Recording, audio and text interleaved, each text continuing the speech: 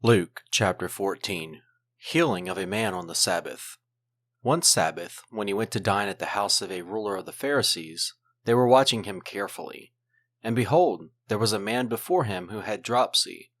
And Jesus responded to the lawyers and Pharisees, saying, Is it lawful to heal on the Sabbath or not? But they remained silent. Then he took him and healed him and sent him away.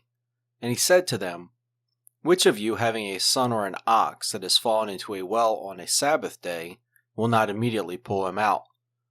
And they could not reply to these things.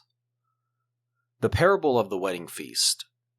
Now he told a parable to those who were invited when he noticed how they chose the places of honor, saying to them, When you are invited by someone to a wedding feast, do not sit down in a place of honor, lest someone more distinguished than you be invited by him. And he who invited you, both will come and say to you, Give your place to this person, and then you will begin with shame to take the lowest place. But when you are invited, go and sit in the lowest place, so that when your host comes, he may say to you, Friend, move up higher. Then you will be honored in the presence of all who sit at the table with you.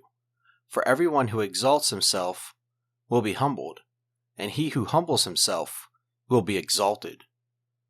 The parable of the great banquet. He said also to the man who had invited him, When you give a dinner or a banquet, do not invite your friends or your brothers or your relatives or rich neighbors, lest they also invite you in return, and you be repaid. But when you give a feast, invite the poor, the crippled, the lame, the blind, and you will be blessed because they cannot repay you. For you will be repaid at the resurrection of the just. When one of those who reclined at table with him heard these things, he said to him, Blessed is everyone who will eat bread in the kingdom of God. But he said to him, A man once gave a great banquet and invited many. And at the time for the banquet, he sent his servant to say to those who had been invited, Come, for everything is now ready.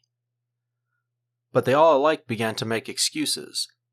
The first said to him, I have bought a field and I must go out and see it. Please have me excused. And another said, I have bought 5 yoke of oxen and I go to examine them.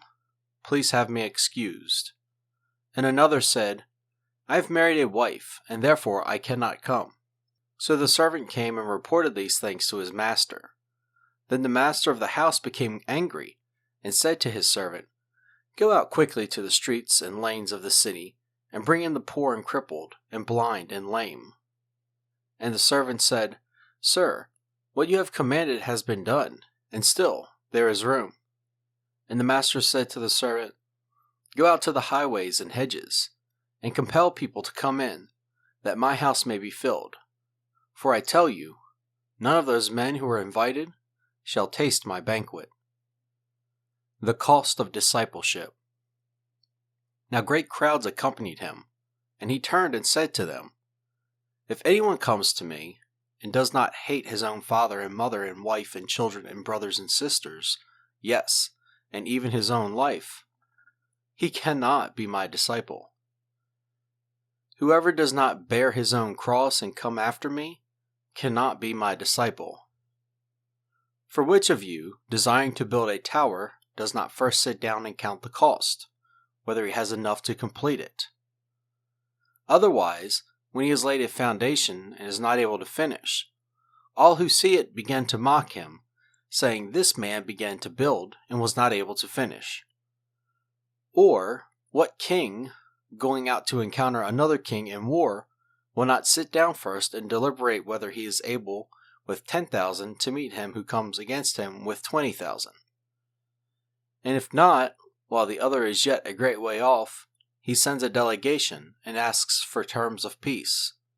So therefore, any one of you who does not renounce all that he has cannot be my disciple. Salt without taste is worthless. Salt is good, but if salt has lost its taste, how shall its saltiness be restored? It is of no use either for the soil or for the manure pile. It is thrown away. He who has ears to hear, let him hear.